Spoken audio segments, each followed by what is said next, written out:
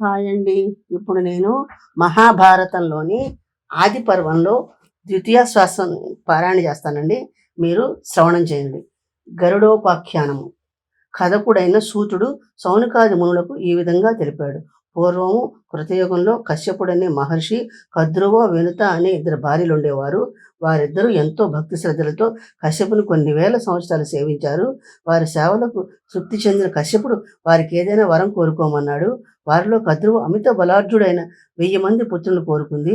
రెండో భార్య వినుత 1000 మంది కన్నా బలాఢ్యులైన 2 పుత్రులను కోరుకుంది. వారి కోరిక మేరకు కశ్యపుడు పుత్రకామేష్టి యాగాన్ని చేసి దైవానుగ్రహాన్ని పొంది భార్యల కోరిక తీర్చాడు. కద్రువ గర్భం ఫలించగా ఆ అండాన్ని నీటి కుండలో ఉంచి జాగ్రత్తగా సంరక్షించమన్నాడు. కొంతకాలానికి ఆ అండాలన్నీ పగిలి శేషుడు, వాసుకి, ఐరావతము, తక్షకుడు మొదలైన 1000 మంది సర్పశ్రేష్ఠులు పుట్టారు. వినుతకు కలిగిన 2 అండాలు త్వరగా పగలకపోవడం వలన ఒక అండాన్ని బలవంతంగా పగలగొట్టింది. అందులో నుండి పూర్తిగా అవయవాలన్నీ సక్రమంగా రాని వికలాంగుడు బయటకు వచ్చాడు. అట్లే అనూరుడు తనకు అవయవాలు పూర్తిగా ఏర్పడక ముందే జన్మనివ్వడం వల్ల అనూరుడు తల్లిపైన కోపించుకుని, నువ్వు నీ సవతి అయిన కద్రువుకి 500 సంవత్సరాల దాసిగా ఉండమని శపించాడు. రెండవ అండానైనా పూర్తికాలం పెరగనిమ్మని సలహా చెప్పాడు. ఆ అండం నుండి పుట్టబోయే కుమారుడు అమిత బలశాలియే, నీకు దాస్యం నుండి విముక్తి కలిగిస్తాడని చెప్పి తాను సూర్యునికి రథసారథిగా వెళ్ళిపోయాడు. ఆ తర్వాత వినుత ఆ రెండవ అండాన్ని జాగ్రత్తగా సంరక్షించుకుంది. ఆ అండం నుంచి గరుత్మంతుడు జన్మించాడు. క్షీరసాగర మదనం. పూర్వం దేవతలు, రాక్షసులు కలిసి అమృతం సంపాదించాలనే కోరిక కలవారై ఇంద్రుని నాయకత్వంలో బ్రహ్మ, విష్ణు, మహేశ్వరుని కలిసి ప్రార్థించారు. అప్పుడు బ్రహ్మ, విష్ణువు అమృతం సాధించేందుకు సారథ్యం వహించారు. లోకంలో ఉండే పర్వతాలన్నీ కలిపితే ఉన్న అంత పొడవు ఉండేది, అంతే దృఢంగా ఉండేది మందర పర్వతమేనని, అందువల్ల మందర పర్వతాన్ని కవ్వంగా వాడాలని బ్రహ్మ, విష్ణువులు తేల్చి చెప్పారు. వారు ఆ విధంగా నిర్ణయించగానే శేషుడు ఆ పర్వతాన్ని పెకిలించి ఎత్తి పట్టుకున్నాడు. అప్పుడు ఆ పర్వతం పొడవు 22,000 యోజనాలైంది. తిరిగి ఆ పర్వతం పడిపోకుండా ఉండేందుకు దాని కింద ఆది కూర్మాన్ని వినియోగించారు. క్షీరసాగరాన్ని మదించేందుకు సర్పరాజు అయిన వాసుకుని త్రాడుగా ఏర్పాటు చేశారు. దేవదానవులిద్దరూ వాసుకుని చెరో పక్కన పట్టుకుని లోకాలన్నీ మారుమోగేట్లు అరుస్తూ ఉత్సాహంగా మదించారు. ఆ రాపుడికి వాసుకి నోటి నుండి విషం అగ్ని రూపంలో బయటికి వచ్చి మేఘాల్లాగా ఏర్పడింది. రాక్షసులంతా వాసుకి తలవైపున, దేవతలంతా తోక పక్కన ఉండి ఎంతో పట్టుదలతో మదిస్తున్న క్రమంగా వారిలో శక్తి క్షీణించసాగింది. అప్పుడు శ్రీ మహావిష్ణువు వారిలోని శక్తిని, వేగాన్ని తగ్గకుండా స్థిరంగా ఉండేట్టు అనుగ్రహించాడు. అటుపైన వాళ్ళంతా అధికమైన ఉత్సాహంతో ప్రయత్నాన్ని కొనసాగించారు. దేవాసురుడు పెరిగిన ఉత్సాహంతో ఒకరి భుజాలు మరొకరు తట్టుకుంటూ ఒకేసారి వేగాన్ని పెంచి మదించారు. వారట్లా బాగా మదించగా విషం పుట్టుకొచ్చి 4 మూలలా వ్యాపించింది. అప్పుడు పరమశివుడు ఆ విషాన్నంతా నేర్పుగా ఒకచోట బంధించి ఆ మొత్తాన్ని తన కంఠంలో బదిలపరిచాడు. ఆ తర్వాత పాల సముద్రంలో నుండి జ్యేష్ఠాదేవి, చంద్రుడు, లక్ష్మి, తెల్లటి గుర్రము, కౌస్తుభమణి, అమృత కలశాన్ని చేతపుచ్చుకుని ధన్వంతరి అనే దేవ వైద్యుడు, ఐరావతం వంటి తెల్ల ఏనుగు, ఇంకా అనేక వస్తువులు, జంతువులు, వ్యక్తులు బయటకు వచ్చారు. ముల్లోకాలు నమస్కరించే లక్ష్మీదేవిని, కౌస్తుభమణిని శ్రీ మహావిష్ణువు వక్షస్థలమని ధరించాడు. ఐరావతమైన తెల్లటి ఏనుగును, ఉచ్ఛ్వైశ్వం అనే గుర్రాన్ని ఇంద్రుడు గ్రహించాడు. రాక్షసులు అమృత కలశాన్ని ఎత్తుకుని పోతూ ఉండగా శ్రీ మహావిష్ణువు మోహిని రూపంలో వచ్చి వారందరినీ మోహింపజేసి అమృతాన్ని తన చేతిలోకి తీసుకున్నాడు. నేర్పుగా సంపాదించిన అమృతాన్ని దేవతలకు ఇచ్చాడు. దేవతల అమృతాన్ని సేవించే సమయానికి రాహువు అనే రాక్షసుడు దేవతల వేషం వేసుకుని దేవతలతో కలిసి అమృతాన్ని స్వీకరించాడు. అది ఇంకా గొంతు దిగకముందే సూర్యచంద్రుల విషయం పసిగట్టి విష్ణువు తెలిపారు. వెంటనే విష్ణువు చక్రాయుధాన్ని ప్రయోగించగా రాహు తల తెగి నేలపై పడింది. అప్పటికే అమృత స్పర్శ కలగటం వల్ల తల మాత్రం సజీవంగా నిలిచిపోయింది. ఆనాటి నుండి రాహువు సూర్యచంద్రులపై విరోధం పెంచుకున్నాడు. దేవదానవుల యుద్ధము. ఆ రోజు నుండి రాహువుకు సూర్యచంద్రులతో విరోధం కొనసాగుతూనే ఉంది. విష్ణుమాయ వలన రాక్షసులు అమృతాన్ని పొందలేకపోయారు. ఆ కారణంగా వారిలో దేవతలపై కోపాన్ని రగులుతూనే ఉంది. అంతా కలిసి తమ రాజైన బలి చక్రవర్తిని దేవతలపై యుద్ధానికి ప్రోత్సహించారు.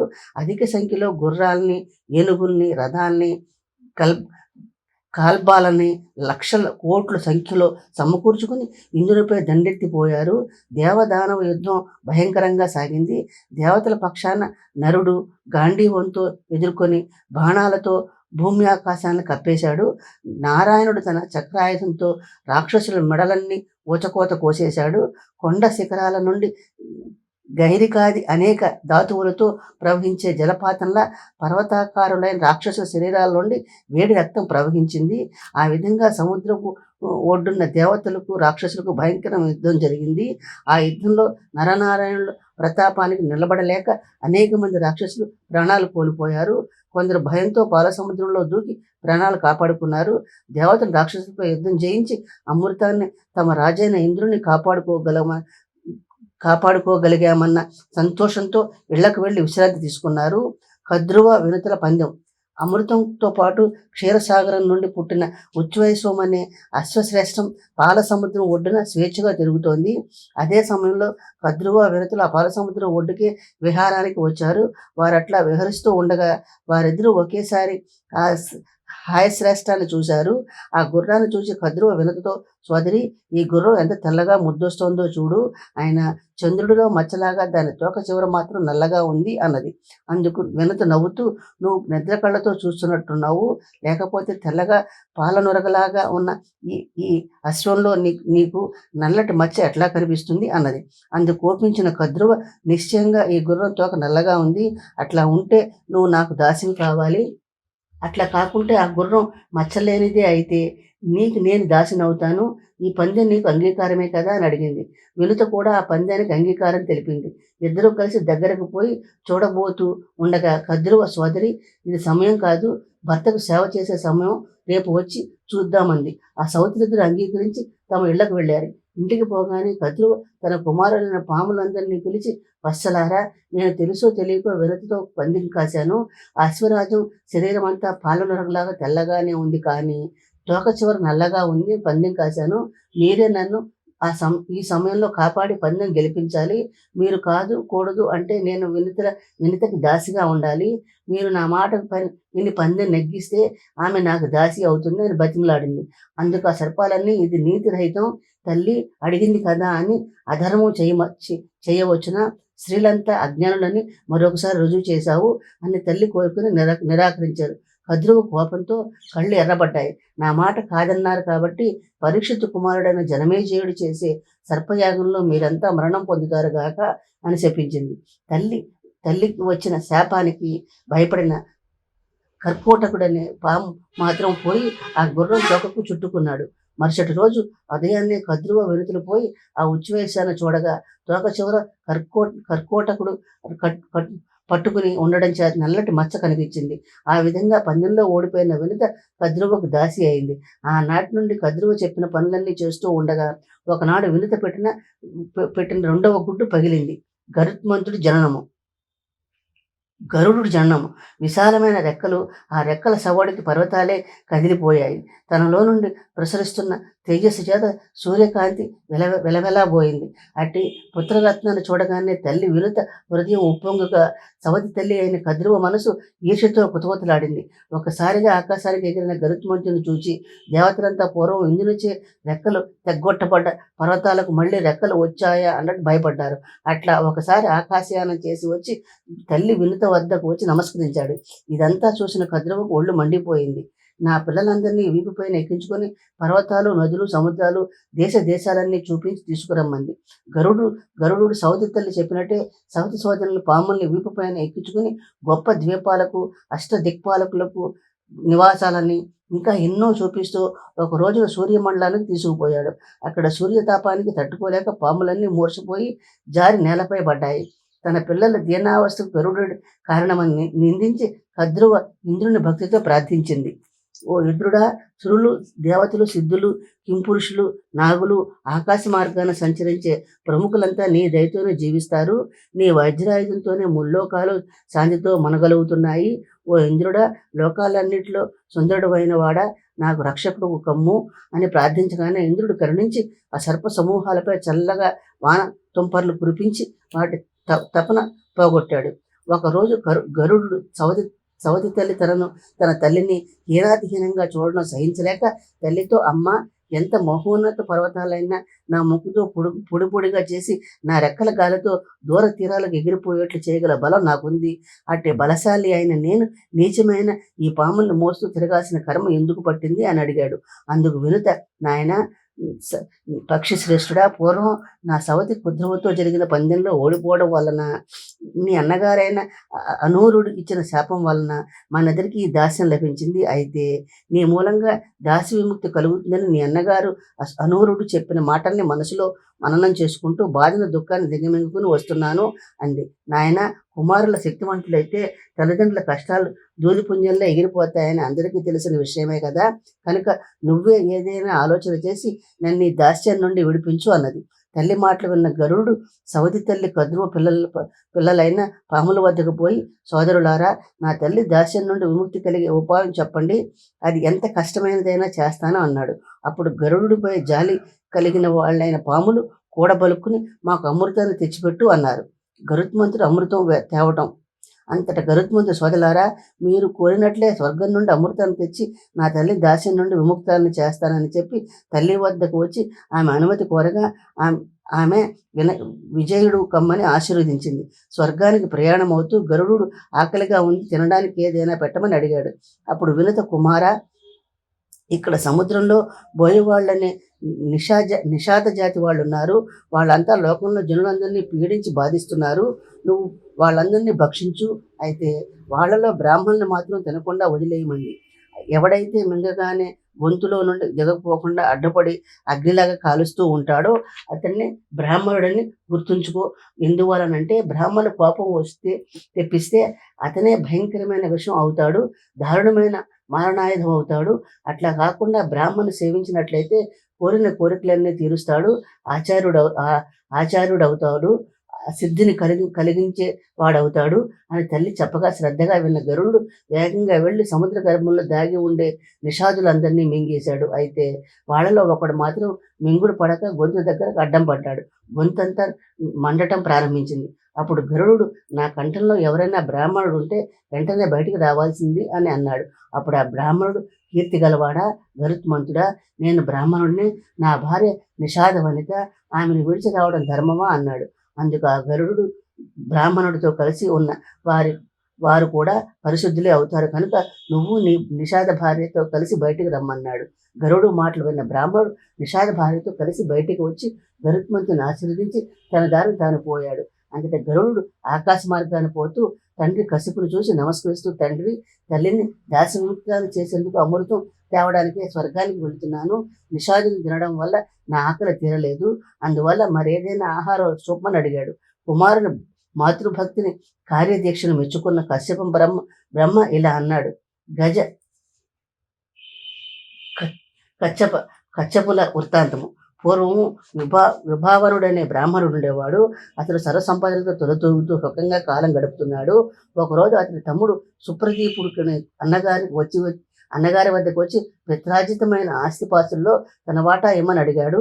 తన పెద్దరికాన్ని సవాలు చేస్తున్నాడన్న కోపంతో తమ్ముడు, నువ్వు ఒక పెద్ద ఏనుగు కమ్మని శపించాడు. అన్నగారి శాపాన్ని కోపించుకున్న తమ్ముడు విభావసురుణ్ణి పెద్ద తాబేలు కమ్మని శపించాడు.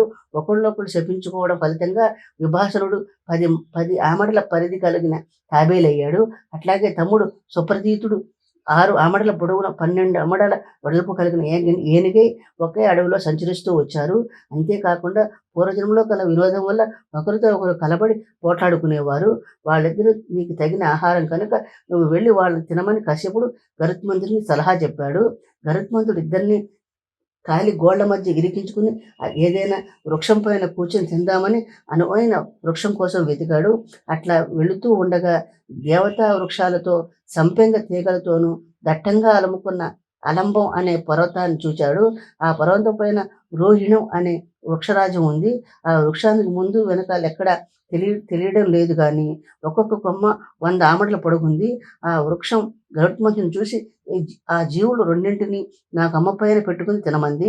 గరుత్మంతుని కొమ్మపై వాలగానే ఆ బరువుకు కొమ్మ కాస్త పెళ్ళున విరిగింది. ఆ కొమ్మ ఆశ్రయించుకుని వాలకీళ్ళులనే మునీశ్వరులు తపస్సు చేసుకుంటున్నారు. వారంతా సూర్యరశ్మిని మాత్రమే ఆహారంగా స్వీకరిస్తూ తలకిందులుగా వేలాడుతూ తపస్సు చేసుకుంటున్నారు.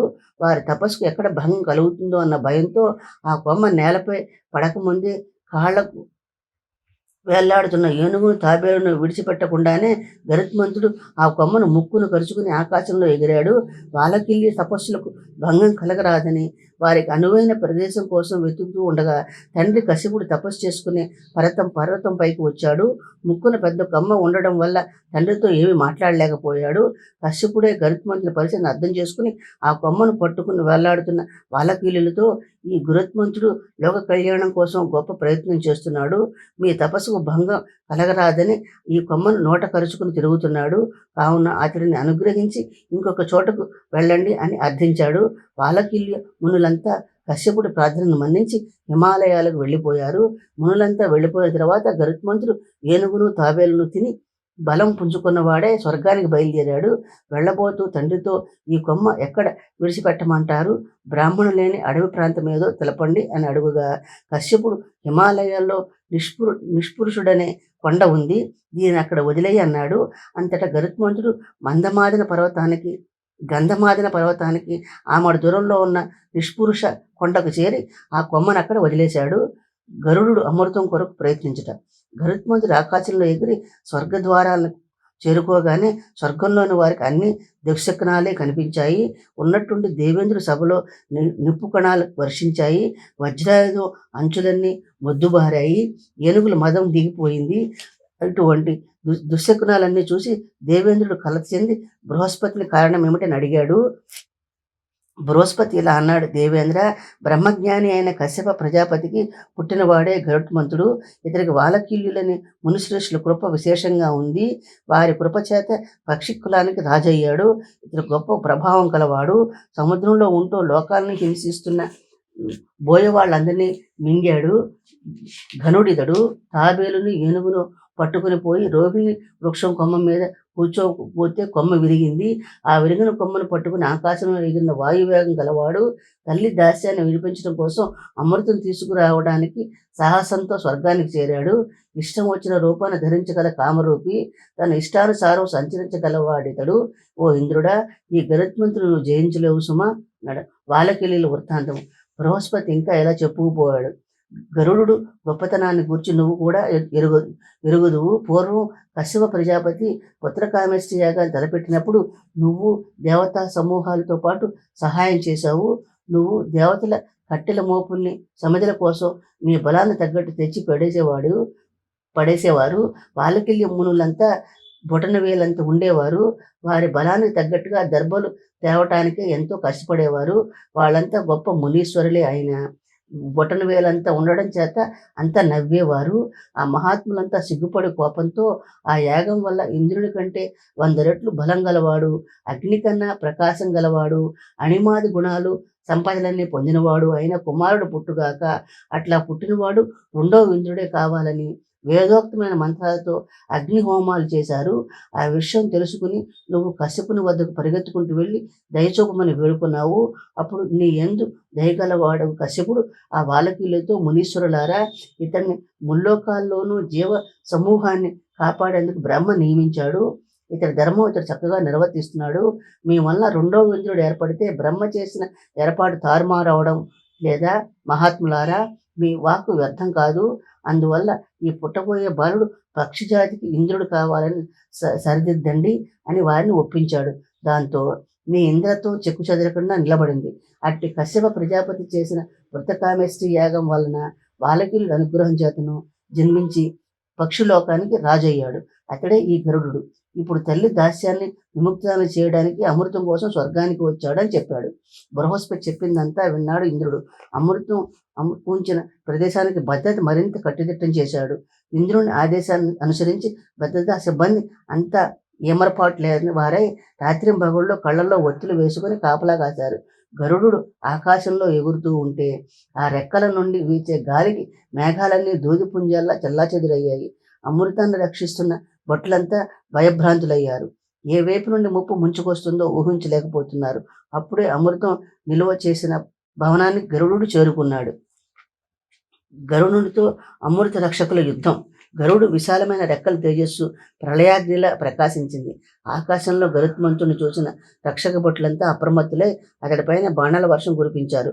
పలు రకాలైన అస్త్రాలతో అతడి శరీరం అంతా కుళ్ళబొడిచారు. అప్పుడు గరుత్మంతుడు రెక్కల్ని వేగంగా ఊపుతూ పెనుగాలును సృష్టించాడు. ఆ గడుపులకు రెక్కలు రేగిన దుమ్ము ధూళి అంతా ఆకాశమంతా వ్యాపించి చీకట్లు కమ్మాయి. రక్షక భటులు కళ్ళన్నీ దుమ్ముతో నిండి దృష్టి కోల్పోయారు. తమ భటులు దీనావస్థ చూస్తున్న ఇంద్రుడు ఆ దుమ్మంతా అణిగిపోయేట్లు వర్షం కురిపించాడు. ఆ తరువాత దేవతలంతా గొడ్డళ్ళు, వజ్రము, బల్లెము, ఈటె, విల్లు, కణపము, చక్రము వంటి అనేక ఆయుధాలతో గరుత్మంతుని పొడిచి బాధించారు. గరుత్మంతుడు రెక్కల చేతను ముక్కుతోనూ పొడుస్తూ కాలి గోళ్లతో రక్కుతూ దేవతా గణాలందరినీ బాధించగా వారంతా నెత్తుటి ధారలతో ఇంద్రుని శరణు కోరుతూ పరిగెత్తారు. సాధ్యులనే దేవతలంతా తూర్పు దిక్కు పరిగెత్తారు. వసువులు, రుద్రుడు దక్షిణ దిక్కుకు పారిపోయారు. ద్వాదశ సూర్యులు కలత చెందిన హృదయంతో పడమట దిక్కుకు పరిగెత్తారు. అశ్విని దేవతలు ఉత్తర దిక్కుగా పారిపోయారు. అగ్ని, వరుణుడు, వాయువు, కుబేరుడు, యముడు, నైరుతి అనే దిక్పాలకులు దిక్కు తెలియని వారే పరిగెత్తారు. రేణువు, కద్రుడు, ప్రబలుడు, పదనుడు అనే కాపలా వాళ్ళందరూ గరుడు ముక్కుతో చీల్చి చెండాడాడు. ఈ విధంగా దేవతలందరినీ తానొక్కడే ఎదిరించి జయించి అమృతం ఉండే ప్రదేశాన్ని చేరుకున్నాడు. అక్కడ ప్రళయాగ్ని వంటి ప్రజ్వరిల్లే అగ్ని వలన ఆ ప్రదేశానంతా కావలగా ఉంది. గరుడు హుటాహుటిన నదిలో నుండే నీళ్లన్నింటినీ నోట్లో ఇముడ్చుకుని వచ్చి ఆ అగ్నిపై కుమ్మరించాడు. అగ్ని చల్లారిన తర్వాత రెండో కక్షలో వాడి ఆయన చక్రం తిరుగుతోంది. తన శరీరాన్ని సూక్ష్మంగా చేసుకుని ఆ చక్రం ఆకుల మధ్య నుండి దూరి అమృత భాండాన్ని చేరుకున్నాడు. అక్కడ అమృతాన్ని రెండు ఘోర సర్పాలు కాపలా కాస్తున్నాయి. గరుడు రెక్కలతో పెనుగాలి సృష్టించి ఆ సర్పాల కళ్ళు మూసుకుపోయేట్లు చేసి కాలితో వాటిని తలపైన తన్ని దూరంగా విసిరేశాడు. ఆ పైన అమృత భాండాన్ని చేజిక్కించుకుని వస్తుండగా శ్రీ మహావిష్ణువు ఎదురుపడి, ఓ గరుత్మంతుడా, నీ ధైర్యానికి కార్యదీక్షకు సంతోషించాను. నీకు వరమివ్వాలనుకుంటున్నాను, కోరుకో అన్నాడు. శ్రీమన్నారాయణుడు గరుడిని అనుగ్రహించుట. దేవదేవుడైన శ్రీ మహావిష్ణువు గరుడు భక్తిపూర్వకంగా నమస్కరించి, దేవా, అమృతం సేవించకుండానే ముసలితనం, మరణం రాకుండా ఉండేట్లు అనుగ్రహించు. లోకాలన్నిటికీ అధినాయకుడు అయిన నిన్ను ఎల్లవేళలా సేవించుకునే భాగ్యాన్ని ప్రసాదించమని కోరాడు. గరుడిని కోరికను మన్నించి శ్రీ మహావిష్ణువు, నువ్వు నాకు వాహనంగా ఉండు, నా జెండా పైన సంకేతంగా ఉండేట్లు అనుగ్రహిస్తున్నాను అని అదృశ్యుడయ్యాడు. అప్పుడే ఇంద్రుడు గరుడిని పైన వజ్రాయుధాన్ని ప్రయోగించాడు. ఆ వజ్రాయుధం మండే అగ్ని కణంలాగా ఆకాశంలో ఎగిరి రావటం గరుడు చూచి నవ్వుతూ, ఓ వజ్రమా, నువ్వెంత శక్తివంతమైన ఆయుధానివైనా నన్ను బాధించలేవు. నువ్వు దధీచి మహర్షి వెన్నెముకతో చేయబడ్డావు. నేను ఆ మహర్షిని అవమానించలేను. కనుక నన్ను తాకగానే నా రెక్కల నుండి ఆ మహర్షిపై గల గౌరవంతో ఒక్క ఈకను జారి ఓడిస్తాను. నా పైన నీ ప్రభావం అంత మాత్రమే నన్ను తెలుసుకో అని అంటూ ఉండగా భూత సమూహాలన్నీ ఒక్క పెట్టున హర్షధ్వానాలు తెలియజేశాయి. అతడు దృఢత్వాన్ని మెచ్చుకుంటూ సుపర్ణుడిని స్తుతించారు. వారే కాదు, ఇంద్రుడు కూడా గరుత్మంతుని దృఢత్వాన్ని శ్లాఘిస్తూ, సాట్లేని పరాక్రమం కలవాడా, నాకు నీతో స్నేహం చేయాలనుంది. ఓ గరుత్మంతుడా, నువ్వు మరణం, మచలతనం లేనివాడవు. అటు నీకు ఈ అమృతం ఏమి పని? నువ్వు అమృతాన్ని తీసుకుపోయి ఎవరికైనా ఇస్తే వారంతా దేవుడి కన్నా బలవంతులు అవుతారు. కనుక ఇతరులకు అమృతాన్ని ఇవ్వకు, నాకు దాన్ని తిరిగి ఇచ్చేయి. దానికి బదులుగా నీకు ఇష్టమైనది ఏదైనా తీసుకో అన్నాడు. ఇంద్రుడి మాటలు గరుత్మంతుడు, దేవేంద్ర, నా తల్లి వినుత దాస్యాన్ని తొలగించడం కోసం అమృతాన్ని తెచ్చి ఇస్తానని నా సవతి తల్లి పిల్లలకు, సర్పాలకు మాటిచ్చాను. కనుక ఈ అమృతాన్ని తీసుకుని పోయి ఆ పాములకు ఇచ్చి నా తల్లి దాస్యం నుండి విడుదలైన తరువాత, అనగా ఆ పాములు తాగక ముందే నువ్వు ఆ అమృతాన్ని తీసుకుని పోవచ్చు. అందువల్ల నాకు ఎటువంటి ఇబ్బంది కలగదు అనగా ఇంద్రుడు అతని మాటకు మెచ్చుకుని, నీ బలాన్ని, పరాక్రమాన్ని గురించి చెప్పు వినాలని ఉంది అని అన్నాడు. అందుకు గరుడు, దేవా, ఇతరులకు నిందించడం ఎంత దోషమో తాను పొగుడుకోవడం కూడా అంతే దోషం. ఆయన అడిగావు కాబట్టి సత్యమైన నా పరాక్రమాన్ని చెప్తాను విను అన్నాడు. దేవగణాలకు రాజు ఇంద్రుడా, భూమిని దానిపైన ఉండే చరాచర సముదాయంతో కలిపి నా వీపు పైన నిలుపుకోగలను. నా రెక్కల తాకిడి చేత సముద్ర జలాలన్నీ అట్టడుగున ఉండే రత్నరాశులతో సహా వెదజల్లగలను, నా వేగంతో ముల్లోకాలను చుట్టి రాగలను అని గరుడు చెప్పగా, ఇంద్రుడు అతని బలాన్ని, వేగాన్ని, శక్తిని మెచ్చుకుని, ఓ గరుడుడా, నువ్వెప్పుడు నాకు స్నేహితుడివై ఉండు, నాకు ఇష్టమైన దాన్ని చేశావు కాబట్టి నా నుండి కూడా ఏదైనా కోరుకో అన్నాడు. అప్పుడు గరుడు, నా తల్లి అయిన వినుతకు అపకారం చేసిన కద్రువ పిల్లలంతా నాకు ఆహారం కావాలి. ఓ రాజేంద్ర, నేనే ఆ పని చేయగలను, కానీ లోకంలోని పాములన్నీ నీ సంరక్షణలో ఉండడం చేత నీ అనుజ్ఞ కోరుతున్నాను అన్నాడు గరుడు. అమృత భాండాన్ని తీసుకుపోయి పాములకు ఇస్తూ ఇలా అన్నాడు, ఈ అమృతాన్ని దేవేంద్రుడు 1000 కళ్ళతో కనిపెట్టుకొని ఉంటాడు. అటువంటి అమృతాన్ని తెచ్చి నీకు ఇచ్చాను, జాగ్రత్త కాపాడుకోండి. సూర్యచంద్రుల, గాలి, అగ్ని సాక్షిగా నా తల్లి వినుత దాస్యం నుండి విడుదలైంది. ఇక మీరంతా వెళ్ళి స్నానం చేసి అలంకరించుకుని అమృతం తాగండి అని చెప్పి పక్షిరాజు అయిన ఖగేంద్రుడు తల్లిని తన వీపుపై నుంచుకొని పాముల వద్ద సెలవు తీసుకుని వెళ్ళిపోయాడు.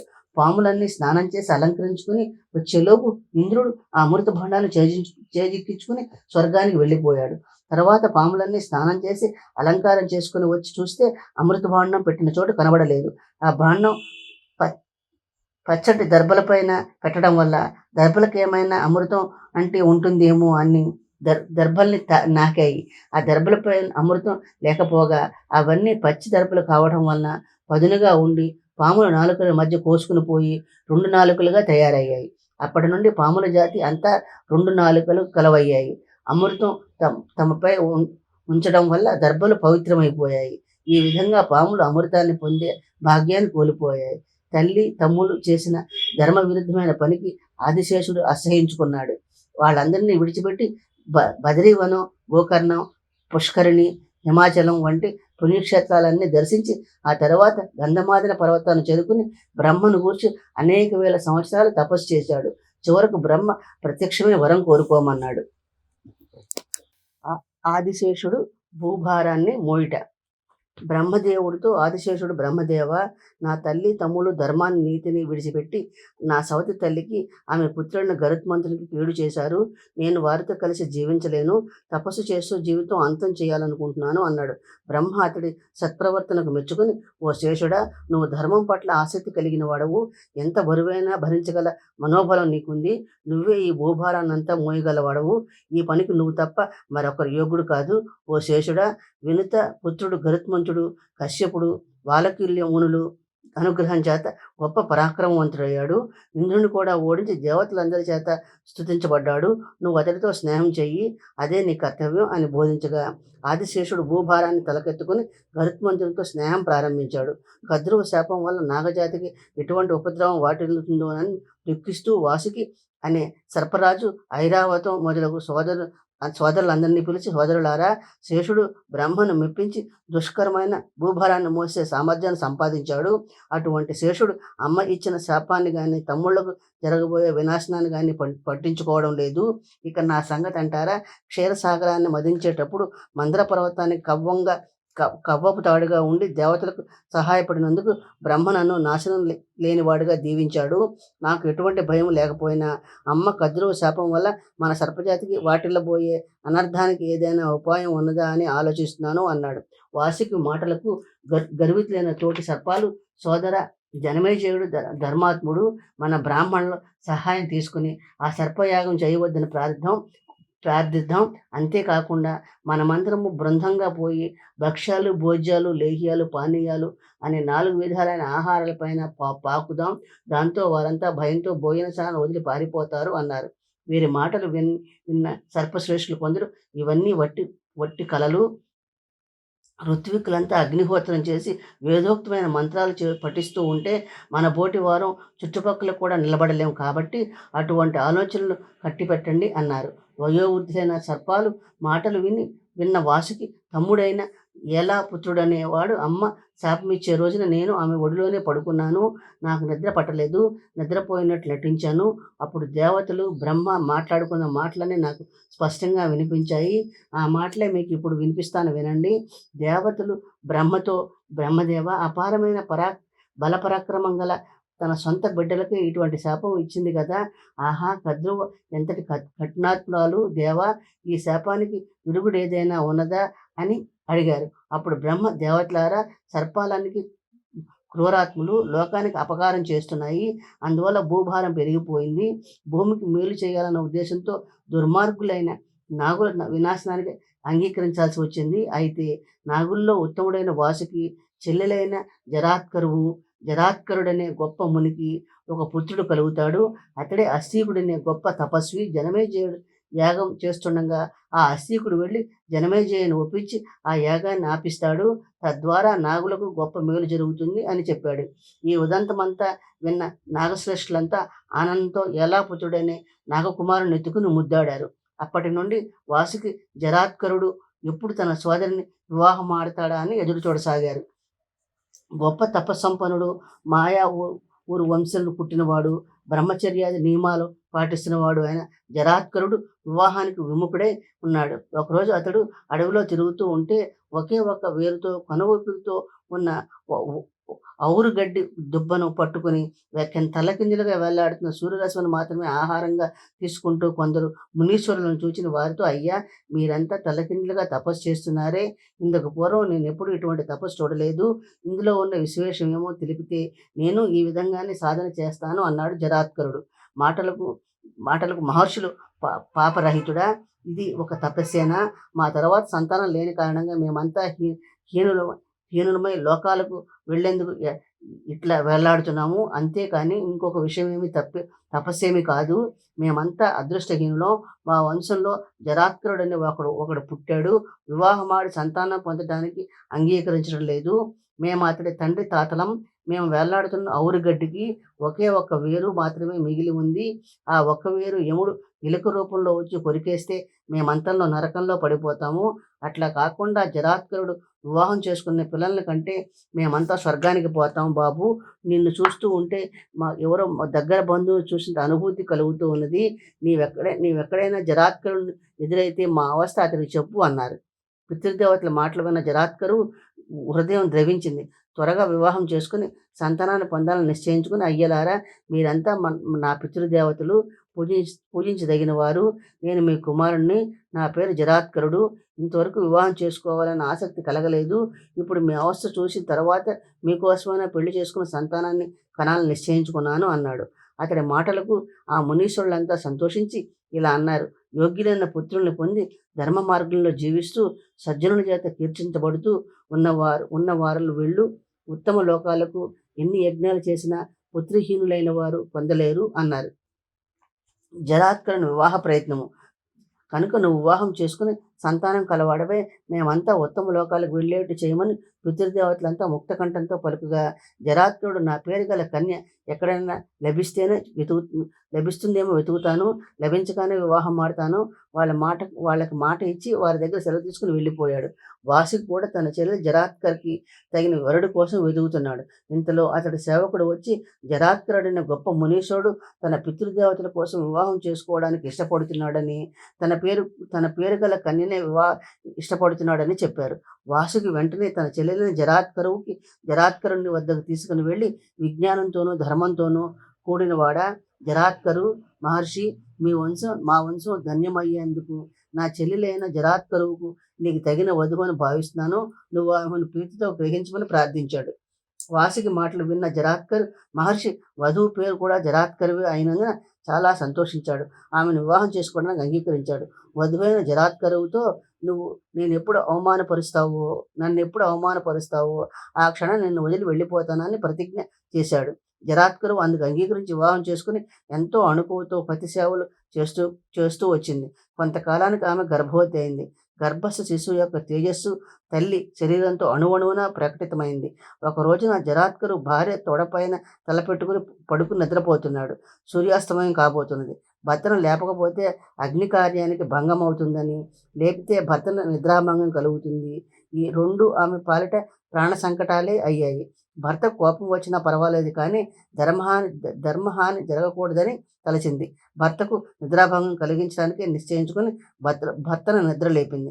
నిద్ర నుండి లేచిన జరాత్కరుడు, నాకు ఎందుకు నిద్రాభంగం కలిగించావు అన్నాడు. జరాత్కరు భయంతో వణికిపోతూ, ఓ పాపరహితుడా, సూర్యుడు అస్తమించే సమయం దగ్గర పడుతోంది.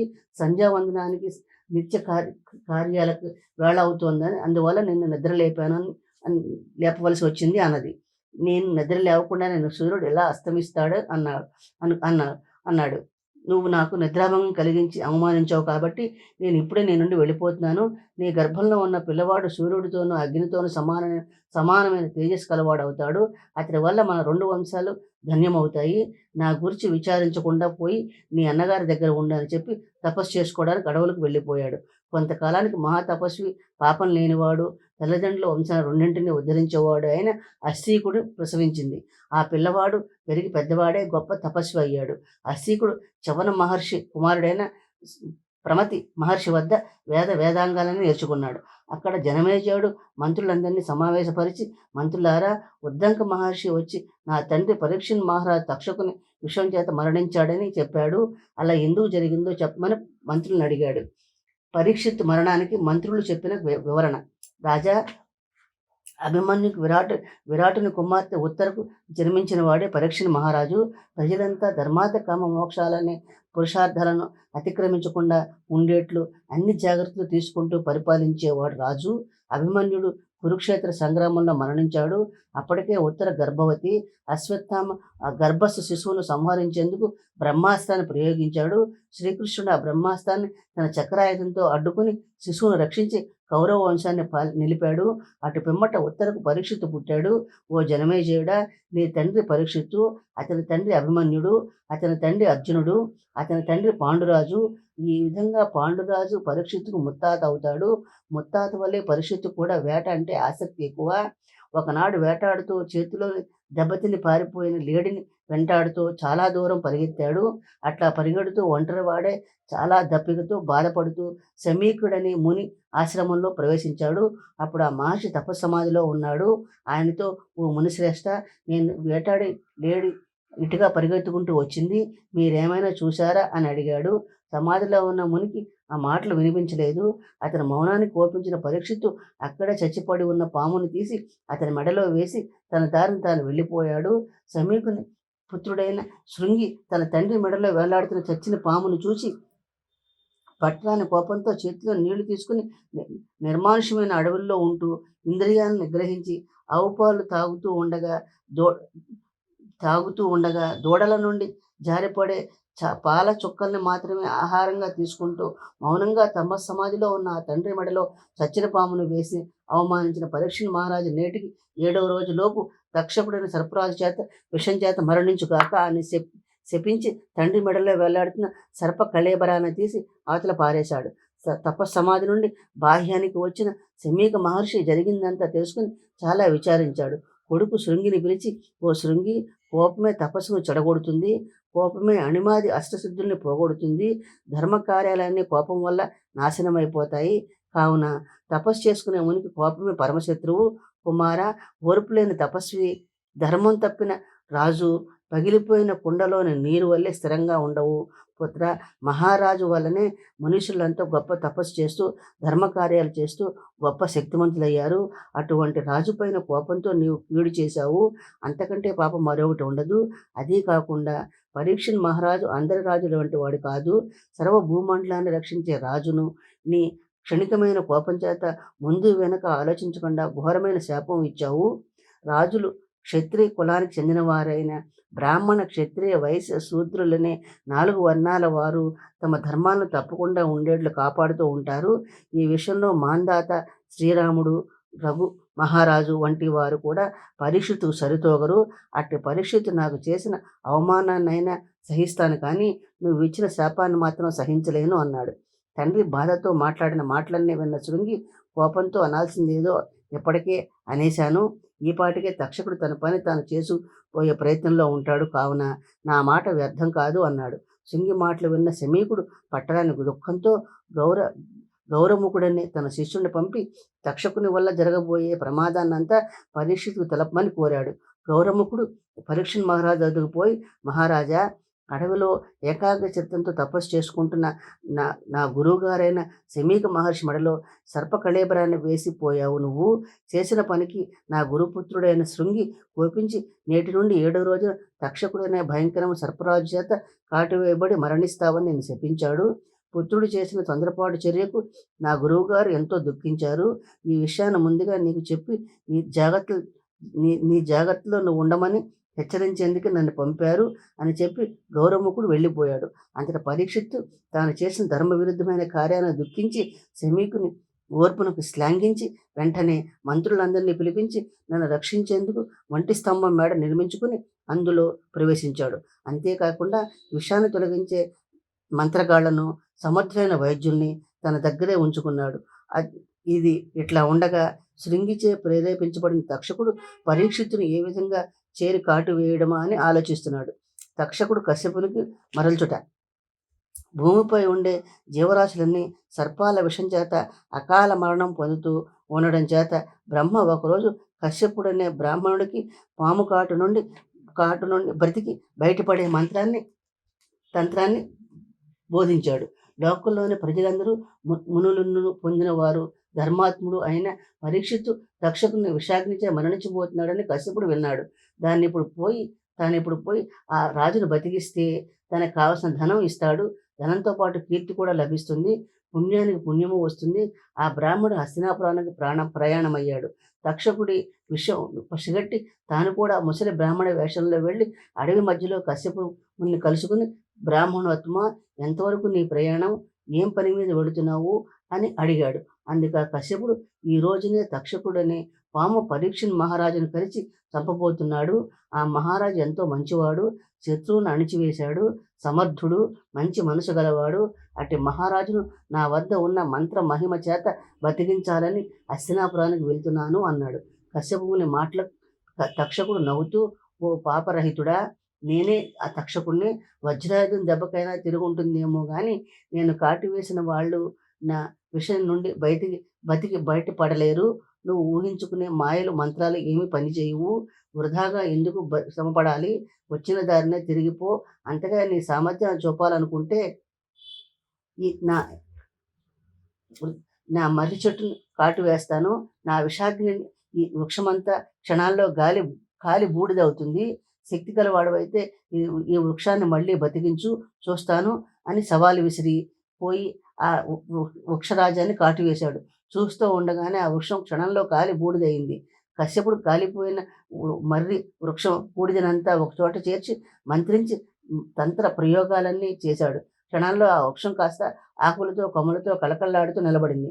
ఆ వింత చూసిన తక్షకుడు నిశ్చేష్టుడైపోయాడు. ఓ బ్రాహ్మణ శ్రేష్ఠుడా, కశ్యపుడా, నువ్వు ఈ చెట్టును బతికించవచ్చును, కానీ పరీక్షితును నిశ్చయంగా బతికించలేవు. ఎందువలనంటే శృంగి అనే మహా తపశ్శాలి శాపం చేత పరీక్షిత్ మరణిస్తున్నాడు. నేను కాటు వేయడం, నా విషయం చేత ఆ రాజు చావడం అనేది కేవలం కాకతాళీయమే. కనుక రాజు నీకు ఇచ్చిన ధనం కన్నా రెట్టింపు ధనాన్ని నేను ఇస్తాను. నువ్వు వచ్చిన దారినే వెళ్ళిపో అన్నాడు. కశ్యపుడు క్షణం సేపు ఆలోచించి పరీక్షిత్ మరణించడం ఖాయమని గ్రహించాడు.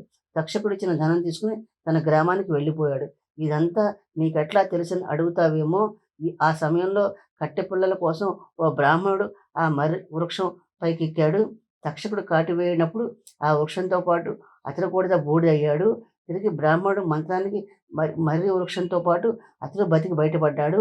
ఆ బ్రాహ్మణుడు ఇంటికి పోయి హస్తినాపురంలో కనిపించిన వాళ్ళందరికీ చెప్పాడు. పరీక్షిత్తు ఒంటి స్తంభం మేడలో సహా దగ్ధమగుట. తక్షకుడు ఆ విధంగా కశ్యపుని తిరుగుముఖం పట్టించి సర్పకుమారులందరినీ పిలిచి, మీరంతా బ్రాహ్మణ వేషాలు ధరించండి, బుట్టల నిండా పూలు పండ్లు తీసుకుని పోయి పరీక్షిత్తుకు బహుకరించండి, నేను మీతో పాటు అదృశ్య రూపంలో వస్తానని ఆజ్ఞాపించాడు. బ్రాహ్మణ రూపంలో ఉన్న నాగకుమారులంతా మంచి సువాసనలు వెదజల్లే పూలను పండ్లను పరీక్షిత్ మహారాజుకు బహుకరించారు. పరీక్షిత్తుకు ఋగ్వేదమన్నా, యజుర్వేదమన్నా, క్రమపాఠాలన్నా ఎక్కువ ప్రీతి. నాగకుమారులంతా ఆయా వేదాలను పాటిస్తూ ఉంటే ప్రేమతో వాళ్ళిచ్చే పూలను పండ్లను స్వీకరించి మంత్రులతో, మంత్రి పొంగవులారా, శృంగి మహర్షి శాపమిచ్చి నేటికి 7వ దినము, కొద్ది క్షణాలలో శిరుడు కనుమరుగవుతాడు. ఈ సంతోష సమయంలో మీరు తొల ఒక పండు తీసుకోండి అంటూ తాను ఒక పండు తీసుకున్నాడు పరీక్షిత్తు. బ్రాహ్మణ కుమారులందరినీ సత్కరించి పంపి ఆజ్ఞ చేత ప్రేరేపించబడిన వాడై వారు తెచ్చిన పండ్లలో ఒక పండును చీల్చి చూడగా అందులో నల్లటి పురుగు బయటపడింది. చూస్తూ ఉండగానే పారాణి వంటి ఎర్రని రంగు మారి పామే విషనాగులు కక్కుతూ పరీక్షిత్తుని కాటేసి జరజర పాక్కుంటూ పోయింది. తక్షకుడు విషాగ్ని చేత పరీక్షిత్ సహా ఒంటి స్తంభం మేడంతా కాలి బూడిదైంది. ఆ విధంగా నీ తండ్రి మరణించగా బ్రాహ్మణ శ్రేష్ఠులంతా శాస్త్రవిధిని అనుసరించి అతడికి ఉత్తమ లోకాలు కలిగే కర్మలు చేయించారు. జనమేజయుడు సర్పయాగం చేయుట. ఓ జనమేజయ మహారాజా, నువ్వు చిన్నతనంలోనే రాజ్యభారాన్ని తలకెత్తుకుని భూభారాన్ని భరిస్తూ వస్తున్నావు. రాజ్యంలో ప్రజలంతా ధర్మ మార్గంలో నడిచేట్లు చేస్తున్నావు. లెక్కలేనన్ని యజ్ఞాలు చేసి బ్రాహ్మణులకు విరివిగా దక్షిణలు ఇచ్చావు. ఉత్తములంతా నిన్ను కీర్తించడం చేత నీ కీర్తి నలుదిక్కులా వెలుతురులుగా వ్యాపించింది. ఓ రాజశ్రేష్ఠుడా, కేవలం శృంగి అనే బ్రాహ్మణుడు చెప్పాడన్న ఒకే ఒక కారణం చేత తక్షకుడు నీ తండ్రిని చంపి ఘోరమైన తప్పు చేశాడు. నీవు ఇప్పుడు సర్పయాగాన్ని తలపెట్టి తక్షకుడు మొదలైన పాముల్ని హోమగుండంలో పడి ఆహుతి కావాలి అని మంత్రులంతా ముక్తకంఠంతో సలహా ఇచ్చారు. అసలే తండ్రి మరణానికి కారకుడైన తక్షకునిపై హృదయంలో మండిపోతూ ఉండగా మంత్రులు ఇచ్చిన సలహాకి అగ్నికి ఆజ్యం పోసినట్లయింది. వెంటనే యాగానికి ఏర్పాట్లు చేయించాడు. శ్రేష్ఠులను పిలిపించి శాస్త్రంలో చెప్పిన కొలతల ప్రకారం హోమగుండాలు, యాగశాల మొదలైనవన్నీ ఏర్పాటయ్యాయి. జనమేజయుడు భార్య అయిన వపుష్ఠువుతో కలిసి యజ్ఞశాలలో ప్రవేశించాడు. అక్కడికి వచ్చి వాస్తు పండితులతో ఒకడు జనమేజయుడితో, మహారాజా, నువ్వు ఎంతో జాగ్రత్త తీసుకుని ప్రారంభించిన ఈ యాగం చివరి వరకు కొనసాగదు. మధ్యలో ఒక బ్రాహ్మణుడి సలహా ప్రకారం నువ్వు మధ్యలో ఆపేస్తావు అని చెప్పాడు. ఆయన రాజు ఆ హెచ్చరికను పెడచెవిన పెట్టాడు. చవ్వన వంశస్థులైన చండ భార్గవుని హోతగాను, పింగళని అధర్వినులోను, కౌశికుడు, ఉద్గాత మొదలైన మహర్షులు యజ్ఞ పర్యవేక్షకులుగా నియమితులయ్యారు. ఋత్వికులు హోమ పదార్థాన్ని హోమం చేయడం ప్రారంభించగా సర్పాలను వచ్చి హోమగుండంలో పడి భస్మం కావడం మొదలుపెట్టింది. కోటీశుడు, పరాశుడు, తరుణుడు మొదలైన సర్పాలన్నీ 10,000కు పైగా హోమగుండంలో పడి దగ్ధమయ్యాయి. అవన్నీ రకరకాల రంగుల్లో ఉన్నాయి. కోరల్లో నిక్షిప్తమైన విషాగ్ని అనేక రూపాల్లో ప్రజ్వలించింది. కొన్నిటికి 2 తలలు, కొన్నిటికి 5 తలలు ఉన్నాయి. ఎంతో పొగరుబోతుగా సర్పాలైనా కూడా మంత్రాలనే దండానికి భయపడి వచ్చి అగ్నిలో పడి ఆహుతయ్యాయి. కాలిపోతున్న సర్పాల శరీరాలు పగిలి వికృతమైన శబ్దాలు చేస్తున్నాయి. భయంకరమైన విషవాయువులు వ్యాపించాయి. ఆ సమయంలో తక్షకుడైన సర్పరాజు ప్రాణభయంతో ఇంద్రుని శరణు వేడుకున్నాడు. ఇంద్రునికి బ్రహ్మ యొక్క ఆలోచన తెలుసు. కద్రువ శాపం కానీ, బ్రహ్మ సంకల్పం కానీ లోకాలను పీడిస్తున్న సర్పజాతి మీదే కానీ తక్షకుని వంటి సర్పశేషులు వంటి ఆపద వాటేదని తెలుసు. అందువల్ల తక్షకుని ఆశ్రయించి భయం లేని వాడుగా చేశాడు. సర్పరాజు వాసుకి తన సోదరి అయిన జరాత్కరువును సంప్రదించి ఆమె కుమారుడైన అస్తీకుని జనమేజయుని వద్దకు పంపి యాగాన్ని ఆపేట్టు చేయమని ప్రోత్సహించాడు. అన్నగారి మాటలు మన్నించి జరాత్కరువు కుమారుడైన అస్తీకుని జనమేజయుని వద్దకు పంపి సర్పయాగాన్ని ఆపించి మేనమామకు ప్రీతి కలిగించమని కోరుకుంది. తల్లి మాటలకు మన్నించి అస్తీకుడు, అమ్మ, ఇంతవరకు అగ్నికి ఆహుతి అయిన మరణించిన కద్రువ సంతానాన్ని గురించి విచారించకు. ఇక ముందు సర్పయాగం నశించకుండా ఉండేట్లు చేస్తాను అనగా సర్పయాగాన్ని మాన్పిస్తానని తల్లికి వాగ్దానం చేసి జనమేజయుని యజ్ఞశాలకు వచ్చి జనమేజయుని ఈ విధంగా స్తుతించాడు. ఓ జనమేజయ మహారాజా, చంద్రవంశానికి రాజఋషివి, భూమిపై గల ప్రజలందరినీ దయతో ధర్మబుద్ధితోనూ పరిపాలిస్తూ పూర్వపు చక్రవర్తులైన ధర్మరాజు, నాభాగుడు, భగీరథుడు, మాంధాత, దశరథుడు, రాముడు, రఘుమహారాజు వంటి ఉత్తమ గుణాల్లో పోల్చదగిన వాడవు. రాజా, ప్రజలు కోరే కోరికలన్నీ తీర్చేవాడవు. పాండవుల వంశాన ప్రకాశింపజేసేవాడవు. రాజ్యలక్ష్మిని స్థిరంగా నిలుపుకొని రాజ్యపాలన చేస్తున్నవాడవు. యజ్ఞ యాగాలు చేయడంలో కుతూహలం కలవాడవు. బ్రాహ్మణులందరినీ భూరి దక్షిణలు ఇచ్చి సంతోషపడుతూ ఉంటావు. జనమేజయ మహారాజా, కౌరవ వంశాన్ని వృద్ధి చేసేవాడా, ప్రసిద్ధి చెందిన నలమహారాజు చేసిన యాగం, ధర్మరాజు చేసిన రాజసూయ యజ్ఞం, బ్రహ్మదేవుడు ప్రయాగలో చేసిన యజ్ఞం, వరుణుడి యజ్ఞము, కృష్ణుడి యజ్ఞము, చంద్రుడి యజ్ఞము, మనోహరమైన నీ యజ్ఞంతో సమానమైనవే సుమా. రాజా, నీవు చేస్తున్న ఈ యజ్ఞంతో ఋత్వికులు యజ్ఞం చేయించే విధానాలన్నీ బాగా తెలిసిన వారు, బుద్ధిమంతులు, తపోధనులు, అనుగ్రహించడంలో నిగ్రహించడంలో సమర్థులు, బ్రహ్మతో సమానమైన వారు, ఇంద్రుని ఋత్వికుల కన్నా అన్ని విధాల కీర్తిమంతులు. కౌరవ వంశ శ్రేష్ఠుడా, విద్వాంసులో శ్రేష్ఠుడు, మూర్తి వించిన ధర్మదేవత, ముల్లోకాలకు తేజస్వరూపుడైన వ్యాస మహర్షి కుమారుడితోనూ శిష్యులతోనూ కలిసి వచ్చి నీ యజ్ఞాన్ని తిలకిస్తున్నాడంటే నీ యజ్ఞాన్ని వర్ణించడం ఎవరితరం అవుతుంది? రాజులలో నువ్వు సాక్షాత్తు విష్ణుమూర్తివే. చంద్రవంశంలో పుట్టిన ఓ జనమేజయ మహారాజా, నీవు హోమం చేస్తున్న అన్నాది హవ్యాలన్నీ కుడివైపు తిరుగుతున్నాయి. ఇది శుభ పరిణామమే కదా అని జనమేజయుని, అతని యజ్ఞ మహత్తుని, ఋత్వికుల్ని, సదస్సుల్ని, అగ్నిని కీర్తిస్తూ ఉంటే జనమేజయుడు అమిత సంతుష్టుడయ్యాడు. మునిశ్రేష్ఠ, నీకేం కావాలో కోరుకోమన్నాడు. అంతటా అస్థీకుడు పూజ్యుడమైన సత్యవాక్యం గలవాడా జనమేజయ మహారాజా, అభిమన్యుని వంశాన్ని విస్తరింపజేసేవాడా, నా యందు దయగలవాడవై నా బంధువులైన సర్పాలకు మనశ్శాంతి కలిగించు. ఈ సర్పయాగాన్ని నిలిపివేసి నాకు సంతోషాన్ని కలిగించు. పాముల సముదాయానికి అపకారం చేయడం మానేయి అని ప్రార్థించాడు. అస్థీకుని అభ్యర్థనను సభాసదులంతా సమర్థించి మాట్లాడారు. అటువంటి ఉత్తమ బ్రాహ్మణునికి ఏది ఇచ్చినా అది నశించకుండా అక్షయంగా ఉంటుంది కాబట్టి అతను అడిగింది ఇవ్వమని ముక్తకంఠంతో పలికారు. అందరి మాటలు విన్న జనమేజయుడు అస్థీకుని అడిగినట్లుగానే సర్పయాగాన్ని ఆపేశాడు. అదే సమయంలో తక్షకుడు ఆకాశంలో వేలాడుతున్నాడు. ఆ దృశ్యం చూసిన అస్థీకుడు, ఓ తక్షకుడా, వెనక్కి వెళ్ళిపో, సర్పయాగం నిలిపివేయమని రాజాజ్ఞ అయింది అని అరిచాడు. అస్థీక మునివర్యుని కథ విన్న వాళ్ళందరికీ సర్పదోషాలు పోవడమే కాకుండా సకల పాపాలు నశిస్తాయి. రాజశ్రేష్ఠుడా, కవులకు కల్పవృక్షము, సూర్యుని వంటి తేజస్సు గలవాడా, రాజరాజ నరేంద్ర, మూర్తి భవించిన వీరా సుందరుడా, విష్ణు వంశ కలవాడా, సత్కవులందరి చేత పూజించబడేవాడా, అన్నయ్య కవి చేత రచించబడిన శ్రీ మహాభారత ఆది పర్వంలో 2వ శ్వాసం ముగిసిందండి.